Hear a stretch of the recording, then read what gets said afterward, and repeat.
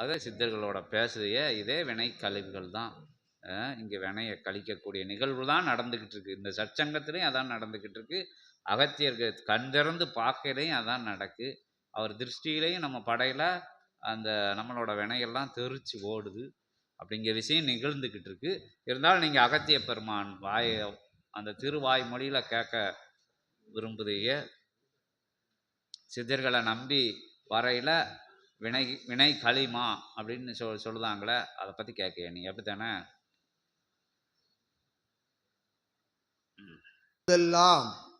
அகத்தியன் உரைத்த விடைகளுக்குள்ளிருந்தெல்லாம் வினா எழுவது என்பது உச்சிதமே. அத்தகைய வினாவிற்கு அகத்தியன் விடை பகிர்கின்றோம். கர்மாவினை வெல்வது அவரவர்கள் சுய முயற்சியினால் என்று கூறுகின்ற அகத்தியனே, சித்தர்களை வணங்கினால் வினை அகலும் என்று கூறுகின்றார்களே, அவ்வாறு சித்தர்களை வணங்கினால் வினை முழுவதும் வெளி சென்று விட்டால் அவன் முயற்சி எதற்கு என்று வினா எழுப்பிய சீடரே அகத்தியன் யாம் உணர்த்துகின்றோம். சித்தர்கள் என்பவர்கள் யார்? சித்தர்கள் என்பவர்கள் யார்? இறைவாசிகள் என்பவர்கள் யார்? இறையாளர்கள் என்பவர்கள் யார்? அனைவரும் இகலோகத்தில் கலியுகத்தில் இத்தகைய யுகத்தில் பிறப்பெடுத்த மானிடர்களே அனைவரும். இறையின் படைப்பில் அனைவரும் மானிடர்களாக பிறந்து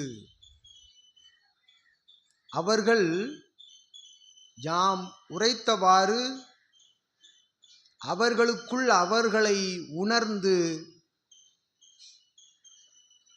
இறையை வணங்கி சரணாகதியோடு தான் என்கின்ற எண்ணத்திலிருந்து மாறுபட்டு வேறுபட்டு தான் உடுத்தும் உடையும் தான் அணிந்திருக்கும் அணிகலன்களும் தன் உடலில் இருக்கக்கூடிய அத்துணை பாகங்களும் இறைவன் கொடுத்த வரம்.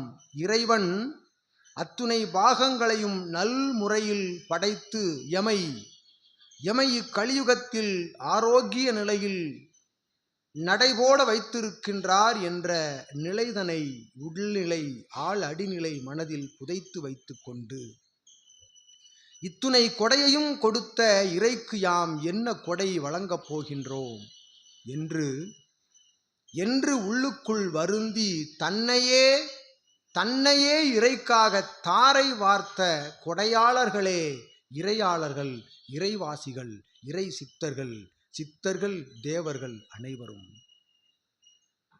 ஆகவே சிவசபைக்கு சென்று சித்தர்களை வணங்குகின்ற பொழுது, சித்தர் பீடங்களுக்கு சென்று ஜீவ சமாதிகளுக்கு சென்று சித்தர்களை வணங்குகின்ற பொழுது, உம்மை வந்து வணங்கிவிட்டோம், என் வினையை தீர்த்துவிடு என்று அவரிடம் வேண்டுகோள் வைத்துவிட்டு யாம் வருவது போல் தோன்றும். ஆனால் வைத்த வேண்டுகோள் உம் பின்னே தொடர்ச்சியாக உன்னிடம் வந்து சரணடையும் வேண்டுகோள். நீர் வேண்டியதை வேண்டுகோளை உம்மிடமே அழைத்து வந்துவிட்டு அங்கு நாம் வைத்திருக்கின்றோம் என்ற மாயையில் சுற்றித் திரிகின்ற வேண்டுதல் நிலையில் எப்பலனும் இல்லை. சிவசபைக்கு வந்து அகத்தியன் அருளாசிகள் வழங்குகின்றார்.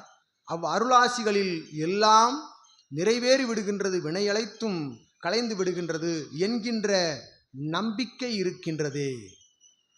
பரிபூரண சரணாகதி அடிபணிவு நம்பிக்கை இருக்கின்றதே. அத்தகைய நம்பிக்கை ஒன்றே வினையை வேறறுக்கின்ற நிலையை செய்து கொண்டிருக்கின்றது என்பதனை அகத்தியன் விளக்குகின்றோம். அகத்தியன் வினையை அகற்றவில்லை, சித்தர்கள் வினையை அகற்றவில்லை. சித்தர்கள் கூறிய ஆசி மொழிகளை தவறாது கடைப்பிடித்து உரைக்கின்ற உரைகளின் மூலம் கூறுகின்ற அருள் மொழிகளை கடைப்பிடிக்கின்ற பொழுது, உள்ளூர உணர்ந்திருந்து கடைப்பிடிக்கின்ற பொழுது, அந்நிலை உன்னிலை உனக்குள் இருக்கும் சிவநிலையே உன்னை காக்கின்றது என்கின்ற சூட்சமத்தினை அகத்தியன் விளக்குகின்றோம். நீர் உரைத்த வினாக்குள்ளும் விடையிருந்தது. யாமே எம் கர்ம வினையை தீர்க்கின்றோம் என்று கூறுகின்றார்களே, சித்தர்களை வணங்கினால் இவ்வினை தீருமா என்று உரைத்த வினாவிற்குள் விடை இருக்கின்றது. நீரே உம் கர்ம வினையை நீக்கலாம். உமக்குள் யார் இருக்கின்றார்? நான் இருக்கின்றேன், சிவம் இருக்கின்றார், பஞ்சபூதங்கள் இருக்கின்றன. அத்தகைய பஞ்சபூதங்களை நீர் உணர்ந்து அதனை கட்டுப்பட வைக்கின்ற பொழுது சுற்றி இருக்கும் பஞ்சபூதங்கள் உம்மிடம் கட்டுப்பட்டு உம் வினைகளை வேறறுத்து பஞ்சபூதங்களோடு ஒன்றாக கலக்கச் செய்கின்ற அற்புதமான ஆற்றல் உம்மிடம் புதைந்திருக்கின்றது.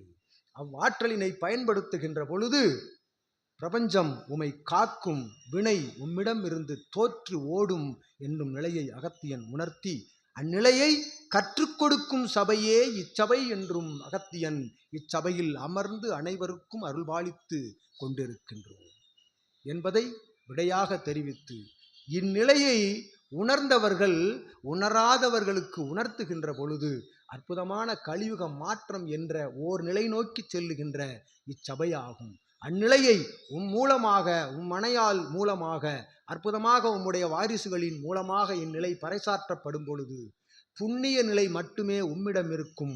பாவ சாப கர்ம நிலைகள் எங்கோ சென்று பஞ்சபூதங்களில் ஒன்றாக கலந்துவிடும் என்று யாம் அகத்தியன் நல்லாசிகள் கூறி விடைபகிர்ந்து அமர்ந்திருக்கின்றோம்.